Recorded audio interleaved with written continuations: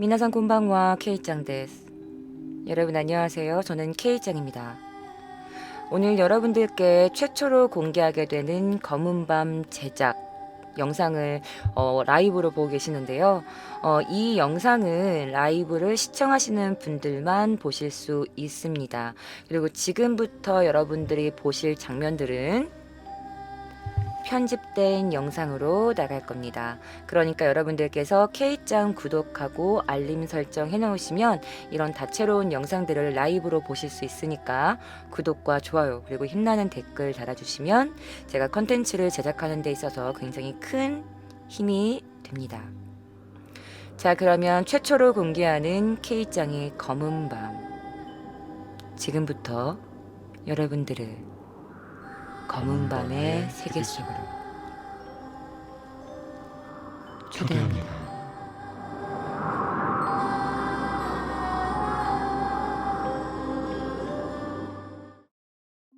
첫 번째 사연입니다. 이 사연은 익명으로 보내주신 사연입니다. 안녕하세요, 언니. 언니를 유튜브로 보기 시작해서 언제 입덕했는지 잊어버려서 잘 모르겠지만 유튜브 초반부터 조용히 언니를 응원하고 있는 구독자 캐스키입니다. 제가 공포를 너무 무서워해서 영화도 못 보고 듣는 것도 잘 못하는데요. 유일하게 언니가 해주시는 컨텐츠들은 진짜 무섭지만 재미있게 시청하고 있어요. 그럼 이제 이야기를 시작해 볼게요. 현재 저는 25살입니다. 이 이야기는 제가 고등학교 2학년 때 겪은 일이에요. 아직도 생생합니다.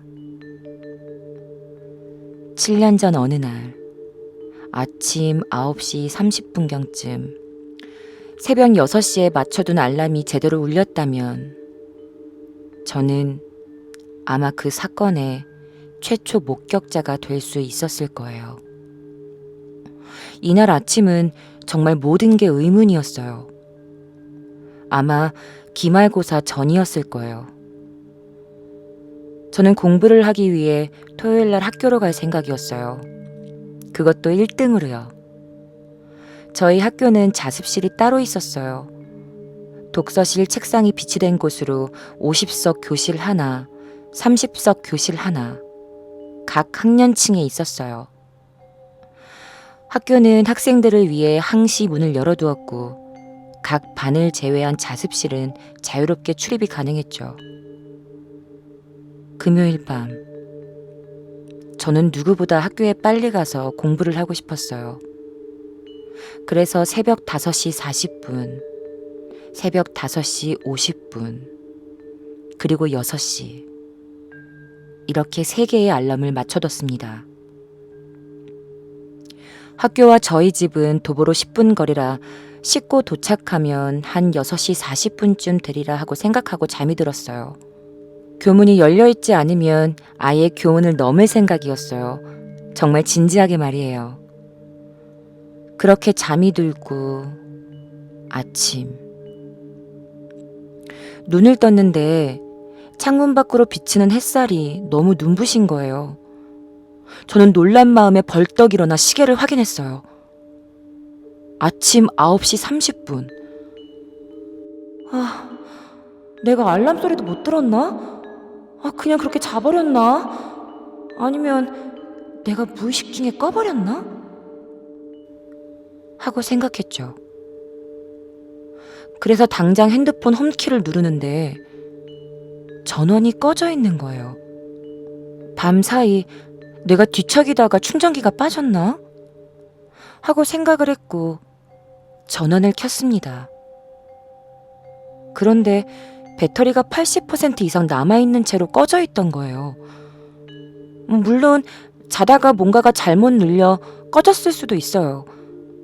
하지만 이런 일은 여태껏 한 번도 없었어요. 그날이 처음이었고 7년이 지난 지금까지도 이런 일은 없었어요. 그리고 그때 엄마가 외출을 하셨던 건지 현관문을 열고 들어오셨어요. 평소라면 주말엔 저랑 늦게까지 늦잠을 주무시거든요. 그런데 그날은 좀 이상했어요.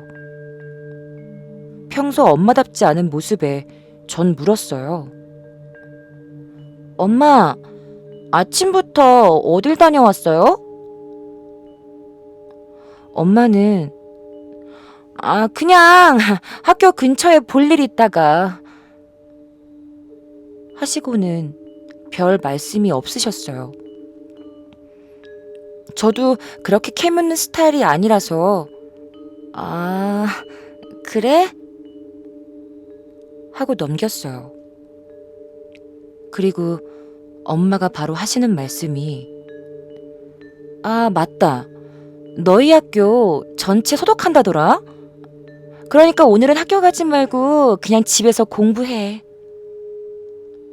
응? 갑자기 소독이라뇨? 저희 학교는 소독하는 날에는 반드시 전에 통보를 해줍니다. 일주일 전쯤 말이죠. 하지만 전 소독한다는 공지를 들어본 적이 없었어요. 친구들도 마찬가지고요. 그래서 제가 응? 왜 소독한대? 나 그런 말 들은 적 없는데? 라고 그랬더니 그건 나도 모르지. 근데 학교 앞에 웬 사람들이 바글바글 모여있던데? 자세히 보려고 하니까 경비원이 학교 소독한다고 들어오지 못하게 막더라고. 전 이해할 수가 없었어요. 모든 게 의문투석인 그때 중학교 동창인 다른 학교 친구에게서 문자가 왔습니다. 야, 지금 당장 네이버 실시간 검색해서 확인해봐. 니네 학교 실검 1위야. 전 한 걸음에 들어가서 확인했어요. 헐, 정말 실시간 1위였어요. 저는 1위 검색어인 저희 학교 이름을 클릭했죠. 그런데 연간 검색어로 자살이 뜨더군요. 설마 하며 스크롤을 내려보니 그날 아침 시간으로 기사가 올라와 있었어요. 2가지 키워드로요. 하나는 자살했다. 그리고 또 다른 하나는 이 학교 여학생이 강간당한 후에 살해당했다. 학생의 상의가 일부, 하의는 전부 벗겨진 채 싸늘한 주검으로 경비 아저씨에게 발견됐다. 이런 많은 추측성 기사들이 쏟아지며 타살이다, 자살이다 맘대로 떠들어대고 있었어요.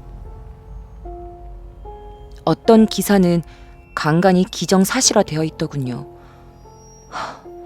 정말 충격이었어요. 전 알 수 없는 소름 끼침을 느꼈어요. 만약 내가 학교를 일찍 가서 교문을 넘었다면 그 시체의 최초 발견자는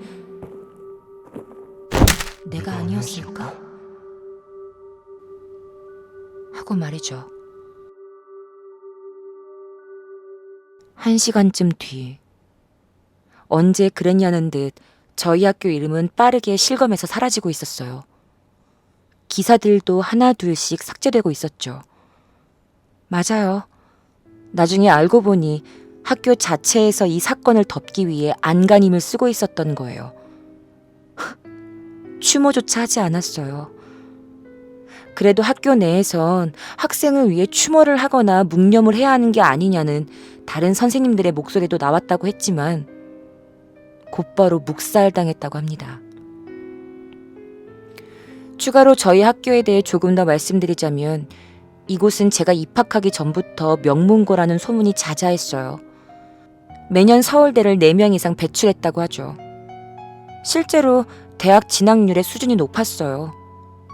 제가 중학교 3학년 때 진학 문제로 이 학교를 방문한 적이 있었는데 공부할 의지가 없으면 올 생각도 하지 말라는 말까지 들었어요. 게다가 감옥 같은 환경의 교육열 때문에 매년 학생들이 1명씩 자살한다. 앞으로 1명만 더 죽으면 폐교 처리된다는 소문까지 돌았습니다. 그리고 제가 고3이 돼서 뼈저리게 느꼈던 건데 전교생이 정말 미친 듯이 공부를 하더군요. 오히려 공부를 안 하면 반 친구들한테 눈치가 보였고 떠드는 친구들은 복도로 쫓겨나기까지 했었어요.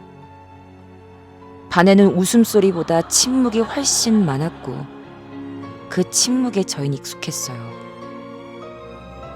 저도 그 침묵이 당연하다고 생각했고요. 학교도 매달 두꺼운 문제집을 만들어내서 전교생에게 공통 숙제로 내줬어요. 대학 진학에 가망이 없는 친구들까지 공부를 하게 만들어서 어떻게든 대학에 보냈으니 뭐 말 다 했죠. 어떻게 보면 주입식 교육과 경쟁심의 끝판왕이라고 할 수 있었어요. 좀 무서웠죠. 친구들도 좋은 아이들이었지만 서로에게 무관심한 면이 없지 않았고 그런 지독한 학교에서 견디려고 했으니 고통은 이루 말할 수 없었어요. 그렇게 주말이 지나 월요일 아침 등굣길. 저는 늘 후문으로 등교를 했어요. 그쪽이 집과 교실의 거리가 가까웠기 때문이에요. 그런데 후문이 닫혀 있더군요. 저는 할 수 없이 정문으로 등교했습니다. 그렇게 학교에서 진실을 들을 수 있었어요. 자살이 맞더군요.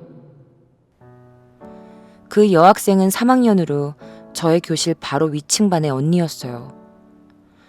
제 친구가 친하게 지냈던 언니라고 하더라고요. 서럽게 우는 친구를 달래며 저도 마음이 참 아팠습니다. 여러 입을 통해 언니에 대한 정보를 전해들을 수 있었어요. 제가 물어보지 않아도 모두 그 언니에 대한 이야기로 학교가 떠들썩했거든요. 그 언니는 반에서 외톨이였다고 합니다. 괴롭힘을 당했다기보다 존재감이 없었다고 해요. 사건 전날 늦은 저녁, 경비원 아저씨의 눈을 피해 반에 숨어 있다가 옥상으로 올라가 투신했다고 해요. 발견 당시 허리는 꺾여 있었고 앞서 말했듯 상의가 일부, 하의는 전부 벗겨져 있었다고 합니다. 현장 근처 CCTV 확인 결과 떨어진 충격으로 숨이 조여와 호흡을 위해 스스로 옷을 벗은 것이라고 합니다. 네, 언니는 끝끝내 괴로움에 몸부림치다가 싸늘하게 죽어갔던 거예요. 그 언니는 학교에 숨어 있으면서 어떤 생각으로 그 외로운 밤을 견뎠을지, 그 끔찍한 밤을 견뎠을지 감히 상상도 되질 않습니다. 너무 춥고 무서웠을 텐데. 전해 들은 이야기로는 언니의 어머니가 학교로 찾아와 통곡을 하시며 말씀하셨다고 합니다. 적어도 이 학교에서 간 아이들은 다 같이 보내줘야 하는 거 아닌가요? 왜 다들 이렇게 가만히 있어요? 왜? 정말 지금 생각해도 너무 안쓰럽고 이 사실이 외부에 알려져서 학교의 신음을 잃을까 전전긍긍했던 학교에게 화가 나기도 했어요. 언니의 담임 선생님은 자신의 학생을 지켜주지 못했다는 죄책감에 괴로워하셨다고 해요. 그리고 그 다음에 그 담임 선생님도 결국 암으로 돌아가셨습니다. 또 한 번의 슬픔이 학교를 덮쳤죠. 저도 너무 좋아했던 선생님이었거든요. 학교 전, 저는 언니가 발견된 곳이 정확히 어딘지도 알 수 있었어요. 바로 제가 2년간 매일같이 지나오던 후문 입구 계단 아래 외길. 저희 반 바로 아래였어요. 만약 제 핸드폰이 꺼지지 않아 제가 일찍 일어났고 학교 문이 열리는 시각 7시 전에 도착해서 교문을 넘어 여느 때와 같이 외길로 향했다면 전 어떻게 됐을까요? 그 언니의 시체를 보고 제정신으로 학교를 잘 졸업하고 지금까지 아무렇지 않게 살아갈 수 있었을까요? 전 자신이 없어요. 전 몇 달간 애도하는 마음으로 후문으로 등교하지 않았습니다. 지각으로 어쩔 수 없이 후문으로 등교한 날에는 그 자리를 피해 돌아갔죠. 이 사건은 누구에게도 이렇게 자세하게 말한 적은 없어요. 입 밖으로 꺼내기 무서웠고, 뭐랄까, 언니에게 미안한 마음이 지배적이었어요. 7년이 지난 지금에야 느끼는 건, 아, 나마저 이 사건을 묻어버리면 안 되는구나. 잊어야 하는 게 아니라 기억해야 한다는 걸 말이죠.